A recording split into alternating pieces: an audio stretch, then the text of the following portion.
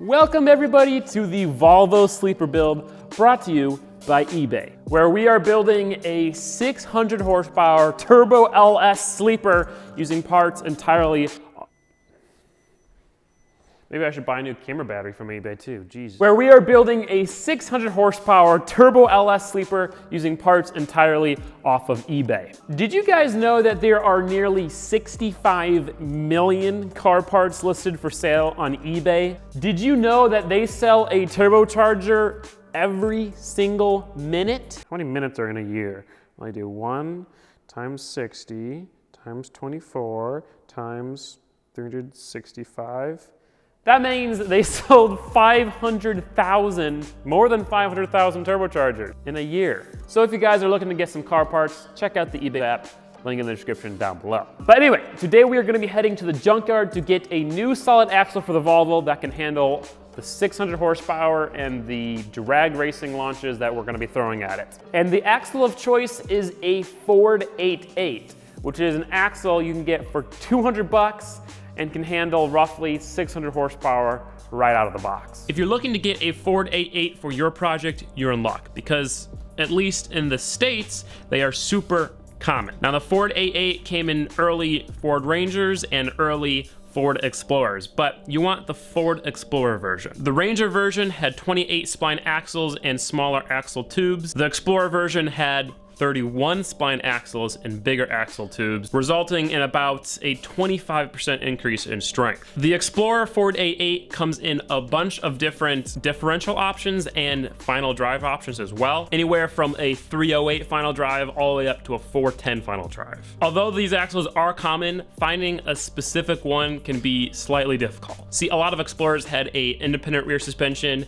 and the ones that did have the solid axle mostly had 373 or 410 gears. So if you're looking for a longer gear ratio like I was, you might have to do some hunting. Now there are two ways you can identify a Ford 88. Firstly, you can look at the door sticker on the driver's door. On the bottom of that sticker is the axle code. Say the code is D4. Well, that means you've got a limited slip axle with a 373 final drive. Now the problem of identifying an axle that way is that a lot of cars at the junkyard either don't have doors or their doors are stuck shut. The other way you can identify an axle is by the tag on the axle itself. The tag should be located on the top right of the inspection cover on the axle. There are only a few numbers of importance on the tag. In the bottom left of the tag, it'll say the gear ratio. In this example, it says 373. That means you got a 373. The next two numbers are the ring diameter. So if it says 7.5, that means you got a Ford 7.5. Says 8.8, 8.8, then you got a Ford 8.8. If there is an L in the gear ratio numbers, that means you have the limited slip differential. So in this example, it's a 373 limited slip in a Ford 8.8. And that's how you find a Ford 8.8 at a junkyard. Now, if you're like me and you're lazy and you don't want to go to a junkyard and search and get the axle, well, you can head over to eBay and just purchase one, and it will be delivered to your door. Now, unfortunately, if you're also like me and you're so lazy that you wait to the last minute to do stuff, then you kind of have to get off your butt and go to the junkyard and get an axle, because you can't wait the week or 2 weeks it takes to ship a solid axle. So anyway, let's go to the junkyard and get one of these axles. We're out here in the Aurora Bupolet. So we are looking for a 95 to 05 Ford Explorer. Well, there's one right there. Some of them have IRS though, that's the problem too. Yeah, this is IRS. Solid axle. D2. Wah, wah. What do we need, D1? Yeah. Well, we got it out. Nice crusty unit, but she's all in one piece. I'm only bleeding a little bit. This is a Ford 88 with a 373 final drive and a factory limited slip differential. Now, I wanted to get a longer final drive. I was looking for a 327 final drive, just because I want the Volvo to be super nice to drive on the highway. But this was unfortunately the only thing we could find. So we're gonna run it, and if we need to change it in the future, we can. Before we can just put this thing in though, we have to do some fabrication. So to start off, we have to remove everything, cut off the sway bar mounts and the leaf spring mounts, and make this a nice, clean, bare, empty slate.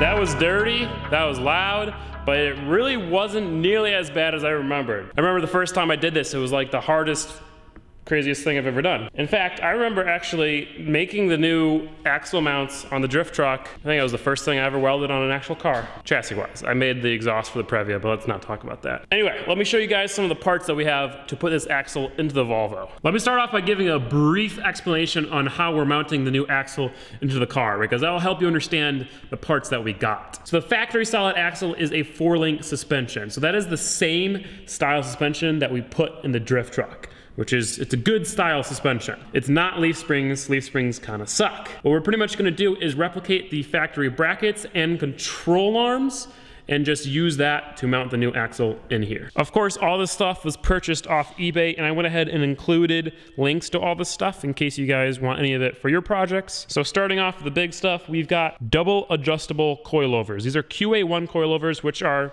budget friendly, but really, really good quality. Same coilovers we're using on the drift truck, but these are double adjustable, which means you can adjust compression and rebound separately. That will help tune in the launches at the drag strip. And then we got a spring. It's a soft spring because we want the suspension to flex. This coilover is the same length as the stock spring. So this is gonna go where the stock spring went. Now here, I didn't buy these off eBay. I lied. So instead of buying a universal 4-link kit like I did with the drift truck, or trying to fabricate my own brackets with an angle grinder and a drill press, I measured everything and I drew up some blueprints, and then I hit up my friend Dan, who you guys know. He's got a plasma cutting table, and he went ahead and converted my drawings into CAD or whatever program it is, and he cut out the brackets on his plasma table. So that's awesome because all of the brackets are identical. They fit amazingly. With a hammer, that whole thing is just, it's perfect. Huge thank you to my friend Dan. Now these are a bunch of beefy heim joints, because instead of using rubber bushings like the factory arms,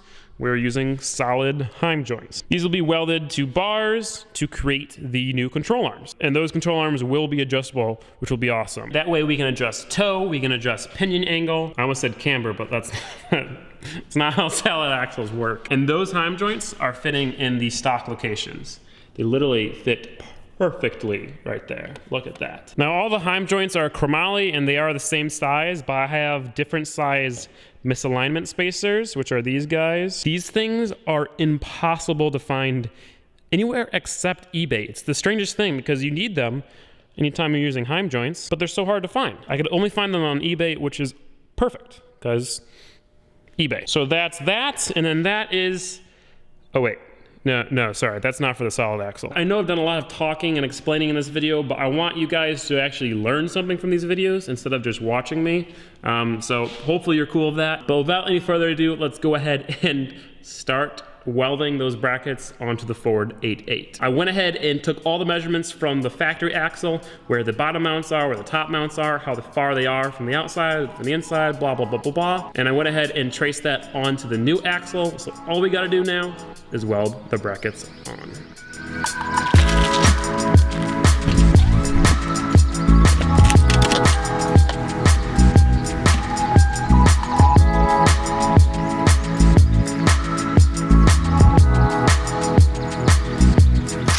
This is what $90 worth of bolts looks like.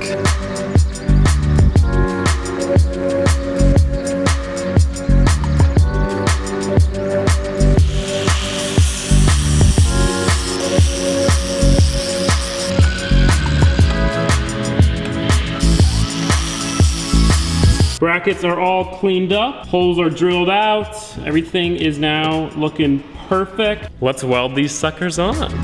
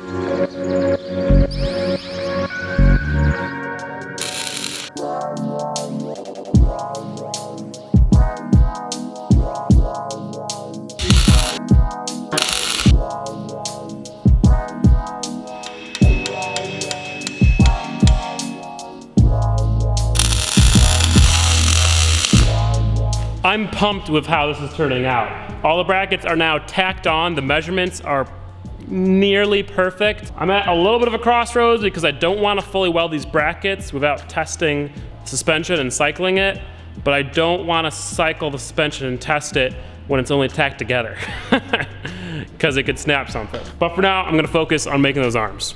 All right, so the upper arm is roughly 16 inches long. The lower arm, is roughly 22 3/8.